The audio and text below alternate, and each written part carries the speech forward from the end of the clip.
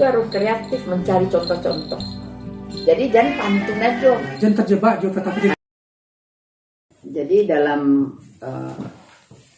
konsep atau metode ya, mengintegrasikan mata pelajaran adat ke dalam mata pelajaran yang diampuh di guru-guru ya. Nah, itu ada permasalahan yang paling penting dipersiapkan juga. Itu seorang guru dia punya pengetahuan dua bidang.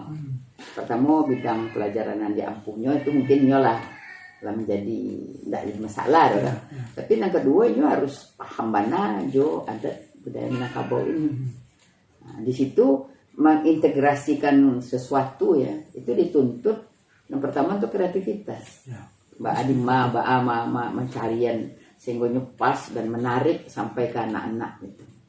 Jadi kalau dicaliak nan biasa itu kan selalu hanya mencocok-cocokan petata petiti. Nah, dimasukkan sehingga beko nanti akibatnya seluruh mata pelajaran petata petiti sama. Nah, sebenarnya kan tidak hanya itu bisa salah satu diberangkai dari petata petiti, tapi bisa dari macam-macam, dari kesenian, dari ucapan misalnya. Nah, sebagai contoh misalnya, kalau dari petata petiti model mengambil, mengintegrasikan tuh. Kadang-kadang di UN petata petiti tidak nyambung hanya sebab tidak dijelaskan. Cuma hanya menjadi tempelan aja gitu. Nah, jadi misalnya tentang etika atau akhlak. Nan kuriak kundi, nan sirah sanggo. Nan baik budi, nan endah baso. Nah, itu kan aturan akhlak jadi pekerti. Jadi nan perlu awak jalan dulu sama anak didik awak. Bangkok kundi. Jo sanggo itu nan dipilih dari nenek moyang awak sebagai amsal untuk menjelaskan tentang budi pekerti. Nah, harus dijelaskan ke anak didik awak bahwa sagu itu sejenis kacang-kacangan tanaman yang berbentuk pohon besar dan bijinya kalau nyom matang itu merah warnanya. Sementara yang kundi sejenis kacang-kacangan juga yang menjalar yang bijinya kalau lah matangnya kuliah warnanya. Nah, kedua-duanya sama kacang-kacangan. Berarti kalau secara botani itu sama-sama tanaman tumbuhan berkeping dua. Cuman dia menjalar, pohonnya berbeda bentuk pohonnya gitu. Nah, jadi itu kan dua hal tuh. Nah, jadi sudah tuh cek lain yang perlu awak cari. Mengapa ikut diambil? Nah, jadi warna pertama perhatian. Tentu yo waktu nenek moyang awak mencari warna, tentulah nyucali tuh, nyucali warna dan lain-lain. Kan banyak kacang-kacangan. Ada yang berkeping satu, ada yang berkeping dua. Misalnya bapak ndak kacang hijau misalnya, itu kan bapak ndak jaguang misalnya, atau padi dan jadi makanannya sehari-hari misalnya. Bapak ndak itu diambilnya. Nah, jadi ilmu pengetahuan waktu itu mungkin nenek moyang awak belum mengerti lah. Ada itu nan jadi cuma berdasarkan empiriknya. Pengalamannya misalnya, tapi secara ilmu pengetahuan dijelaskan bahwa biji sago atau benih sago jokundi itu kan benih yang untuk tumbuh bahan tanam itu. Ini punya benih-benih secara ilmu pengetahuan setiap berjenis benih itu punya masa tidur. Ada masa tidur itu semini sudahnya dipetik semini nanti itu ditanamnya langsung tumbuh. Nah, ada yang sehari, ada yang 7 hari, ada yang 7 minggu, ada yang setahun, bahkan ada yang 1 juta tahun. Dan sampai kini itu masih ada benih terkubur di kutub utara di dalam es, dan dia masih hidup. Tapi alun bisa tumbuh lagi. Nah, jadi itu nanti dipakai, dipilih adik nenek moyang awak. Mbak itu nanti dipilihnya. Karena nan akan diamsalkannya benih itu adalah akhlak manusia. Akhlak pun kalau di orang Minang itu ditumbuhkan sejak anak dari dalam kandungan. Itulah diajarkan kamande mengandung, diajarkan ke anak dalam kandungan. Itu diceritakan, disapo, dikecekan kayaknya walaupun dijujai. Nah, menjujai anak tuh anak biasanya dalam upacara adat setelah hamil 3 bulan sampai bulan itu bako datang. Membawa buah-buahan segala macam. Nah, setelah umur itu anak kalau mulai dijujai. Nah, ternyata dalam pengetahuan kedokteran, anak dalam kandungan 3-4 bulan itulah telinganya lah berfungsi. Nah, jadi mangkola disapo. Di orang Minang datang, datuknya datang, neneknya, si anu, si apa, si aku. Dia dalam parit baru.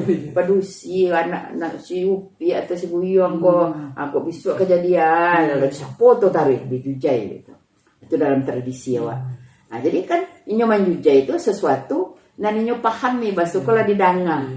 Nah, sudah tu andenya mandi mengandung tu di kecian mengecek dah dia cari-cari, dia mengecek banyak pantangan makan, cara makan, pakaian, duduk. Lah diajarkan mandinya untuk maja anak dalam kandungan. Nah, itu namanya jujai namanya. Sampai mereka anak lahir dijujai sambahkan kalau duk ramina sampai anaknya lebah kerajo lebah anak babini selagi masih hidup orang tuanya induk terutama tetap dijujai.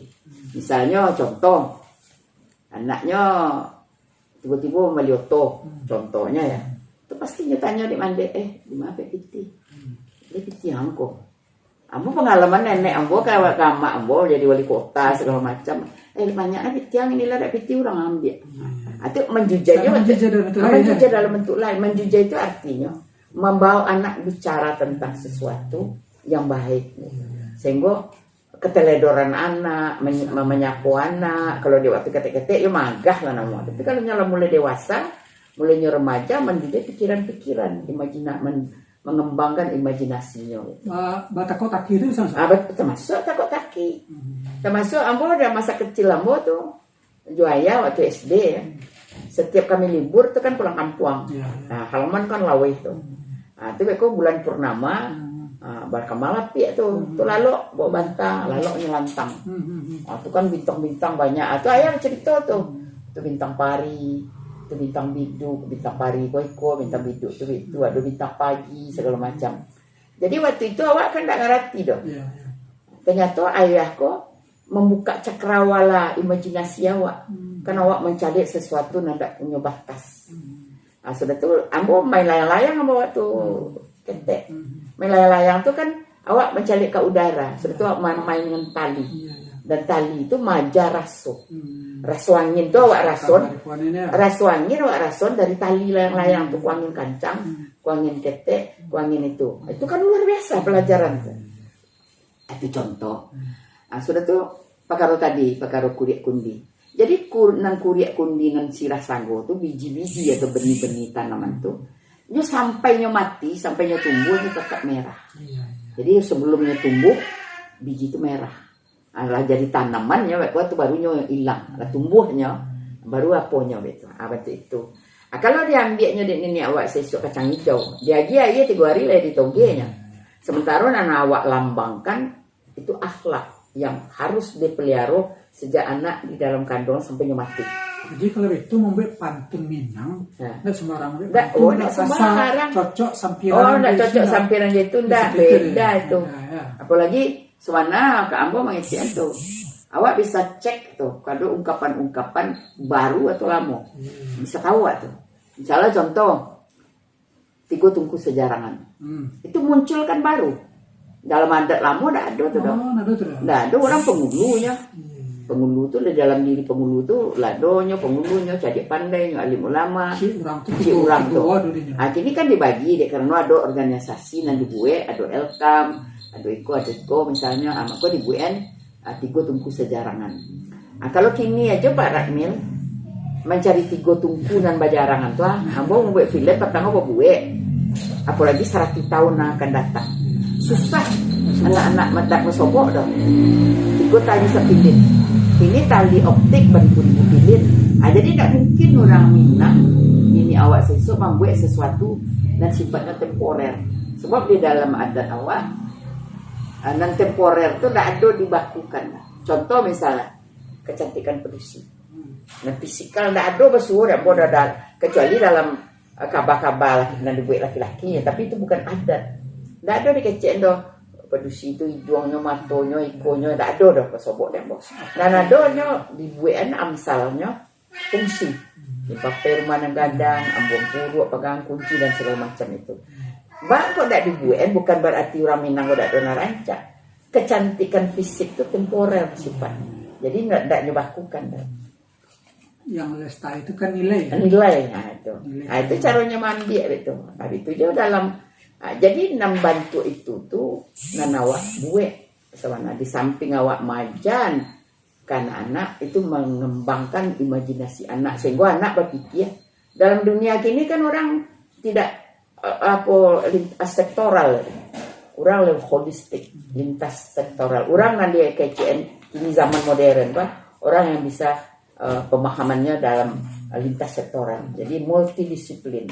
Jadi tidak bisa hanya mengecekan, kau nyodak tahunya sebab kalau dalam fisika kuantum, bantu awak lo gini duduk apa? Kalau dalam fisika biasa, fisika Newton kan ada batai awak. Ya. Jo kursi gua ada batai. Sebenarnya dalam fisika kuantum antara Rambo je Pak Radmil, ku betali. Kalau menggali Pak Radmil ada getaran gambo, dan dalam alam itu bentuk itu. Bahkan ada teori mengepakkan sayur ramo-ramo di Amazon bisa banjir di Padang. Itu contohnya. Fisika kuantum ya. Ah, ya fisika kuantum. Jadi ilmu itu benar. Karena mau cerita-cerita alim lama ya. Ya. Maulana Sori, Ya. Maulana Sori ya, yang di Nurulabuh. Ketika membangun masaji 60 Quran Asal. Iya. Ini anda bisa bawa kayu. Enggak mau nyebok kayu. Karena ketika kemana bang kayu, Dilarang deh kayu tuh. tadangan suruh kayu kok tolong jangan ditabang. Tapi apa tuh? Itu kan fisika kuantum yang jadi apa? Fisika kuantum. Jangan kan itulah mencabut rumput saja. Kata dua kesimpulan tadi. Awak bikin daun, kok teori lingkungan. Waktu dia cek daun, itu terganggu keseimbangan dunia. Marah tuh, apalagi hutan dirambah. Makanya dibuat aturan ya. Nah, maka dibuat aturan. Boleh mana bang kayu, cari yang pengganti. Jangan sedang apa aja, jangan sedang. Tidak boleh batang kayu sedang berbunga. Yang pertama memutus siklus perkembangannya. Yang kedua kayu yang sedang berbunga itu murah dikurik berkembang. Mudahnya rusak. Ada satu zat di dalam kayu itu dalam posisi fasenya waktu itu dan lunak di kayu itu tidak kareh. Nah, jadi bisa bertali-tali itu kan kama-kama bisa bawa tuh. Kayak mau apa juga lah ya. Kayak mau. Sebetulnya cerita lain misalnya alam terkambang jadi guru. Orang berguru ke alam. Nah, kalau guru agama tuh ada surah Al-Baqarah 163 perintah Tuhan. Kalau ingin mengenal lambo, nah gitulah pada bahasa awak. Cari kuah 7 buah harus dicari. Pertama cari langit, kedua cari bumi, cari lawi. Ada 7 buah tempat jarak langit, bumi, itu ada alawi, itu ada kapal, ada segala macam. Ada 7 macam. Cari surah Al-Baqarah 163. Nah, jadi itu perintah Tuhan. Jadi orang Minang kok sebelum mungkin ketikanya lah punya filosofi alam terkambang jadi guru itu alim Islam secara syariah, tapi kalau memahami tauhid gitu, maksudnya ingin mengenal Tuhan gitu. Ya kalau dilihat sejarah besar seorang Minang yang berasal dari Nabi Hud, buat cile di buku dia tulis kamu dia lah monoteisme ya. Ya kalau baca lihat dari nabi-nabi, Nabi Ibrahim kan berguru ke alam. Baru soboknya Tuhan kan. Baca lihat bintang atau Tuhan aja, atau bulan, di itu. Artinya nyo perhatikan alam, bergurunya ke alam tuh. Baru nyo ambil kesimpulan tentunya dapat wahyu lah dari Tuhan kan. Apa itu? Guru-guru tuh harus kreatif mencari contoh-contoh. Jadi jangan pantun aja. Jangan terjebak juga kata petitit. Jangan terjebak. Banyak nilai-nilai yang asal. Kalau dapat kata petitit itu tidak banyak. Sebab anak-anak ini tidak akrabnya itu. Karena apa lagi nak tahu apa nak kecian. Iya. Contoh ini, kerja bodoh tadi, nak kuriak kundi, nak sirah sego. Nah seluruh orang tahu nak kundi. Tidak tahu orang dah. Kundi itu apa, nak kuriak itu apa. Jadi pandai mengecian, tidak tahu apa yang dikecian. Iya. Jadi tidak terjebak di situ. Tidak terjebak di situ awak. Terima kasih. Assalamualaikum warahmatullahi wabarakatuh.